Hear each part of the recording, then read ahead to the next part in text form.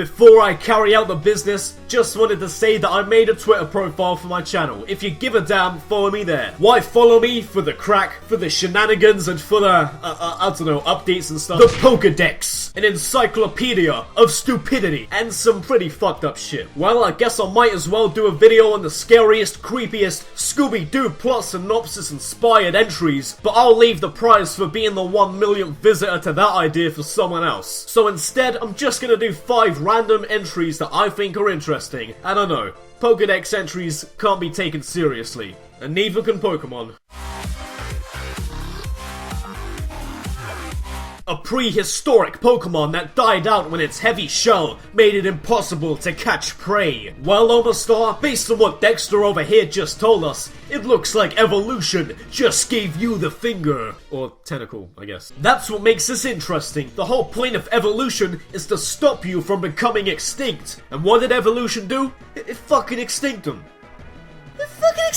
Wait, hold the phone. Evolution doesn't just work like this. Evolution doesn't just make it more difficult to survive. There's something wrong with this. There must be something behind it all. There must be a Scooby-Doo plot synopsis mystery behind all of this. And I have a good feeling that it has something to do with all of this following towards praising the Helix fossil. This is what you gain from resurrecting the so-called almighty Helix fossil?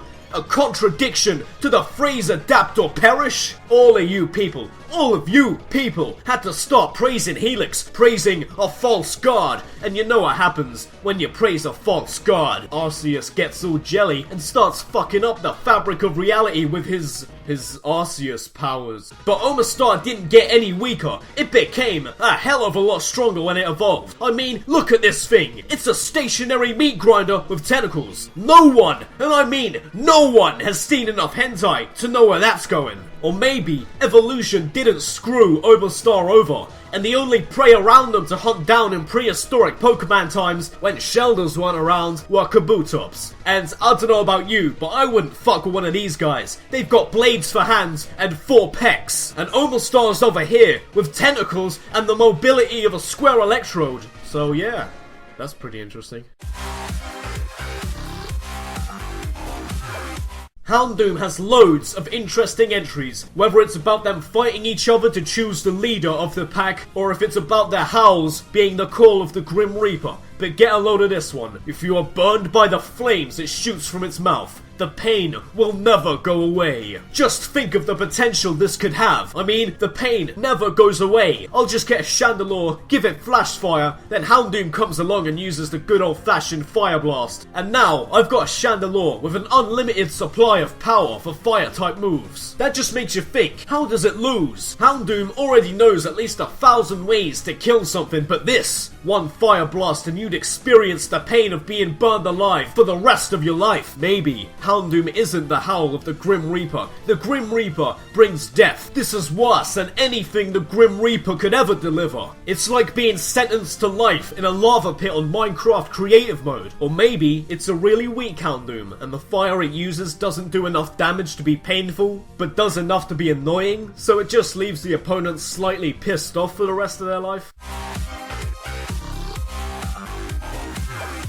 Zawtwo stands rooted and still in one spot all day long. People believe that this Pokemon does so out of fear of the terrible things it has foreseen in the future. Just imagine what Zawtwo has witnessed. In the left eye, he's revisiting the horrors that came with the rise of Hitler. And in the other eye, he's getting a sneak peek preview of the rise of Mega Terminator Cyborg Hitler. The thing about being able to look through time is pretty damn interesting, but the most interesting thing to think about is that in this case, when this Pokemon uses the move Foresight, it actually does something other than make you question how good the AI is from trainers in the games. And standing still in one position, it just makes you think, what act of injustice could have happened in the future for it to just stand there frozen in time? What evil does the future hold for the Pokemon universe? Well, I guess we'll never know. That's it! Hoenn is cancelled! Hoenn is cancelled! Hoenn is cancelled!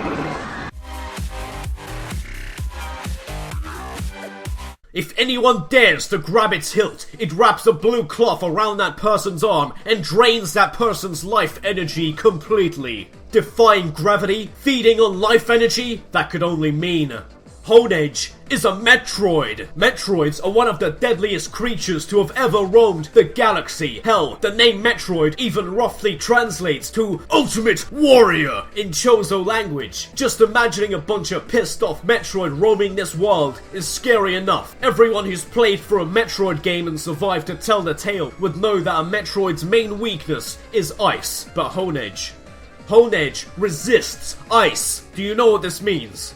Honedge is a Metroid that resists ice! The best way to survive an encounter with a Metroid is ice. I know there's missiles and power bombs, but ice is the way to go. But when you take away that main weakness, all it has left is strengths. Deadly, genetically engineered, bioweapon strengths! That would be the case if Honedge wasn't weak to fire, ground, ghost, and dark, so that kinda screws up the whole unstoppable Metroid thing. But still, it's one finely crafted blade with the powers of a levitating, life-absorbing jellyfish. And if I only ever have one rule, it's that you never, ever piss off a levitating, life-absorbing jellyfish! It doesn't matter how many weaknesses it has. If my bare nipples were Metroid kryptonite, I still wouldn't go near them. This just raises the question about the origin of Honedge. Is it some kind of ancient evil that possessed swords because Arceus screwed up the fabric of reality that one time? Or maybe, just maybe,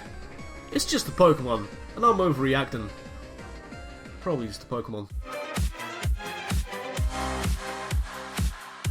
An abandoned plush doll became this Pokemon. They are said to live in garbage dumps and wander around in search of the children that threw them away. This whole thing is one fucked up Toy Story. So here's how the cycle goes. A kid throws away their plush, it comes to life, and from there on out, that Banette dedicates its logic-defying life to hunt down the kid that threw them away. Now, I could sit here and talk about how fucked up the whole cycle is of a toy coming to life and hunting down its child owner, but what makes it more interesting is, when you think about how this whole thing makes a hell of a lot less sense, because how the hell is Shuppet even a thing if Banette is just some toy that comes to life? A kid throws away a plushie, it becomes Banette. I don't know why. Pokemon witchcraft. Maybe Shuppet evolves into a plushie first, and then reaches its full potential once it's thrown away, which makes it evolve into Banette. But that sounds stupid, so Shuppet doesn't really come into play in any of this. I'll let you figure out what had to get thrown away to make Shuppet come to life. Put it this way, if someone never threw away what Shuppet comes to life from, then maybe the kid that throws away their plushie wouldn't exist in the first place.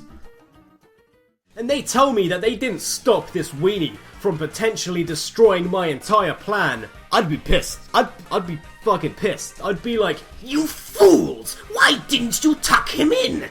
Why didn't you do the business?